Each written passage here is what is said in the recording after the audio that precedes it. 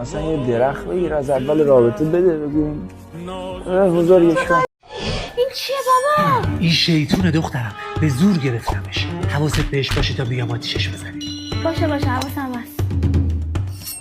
چه عجیبه.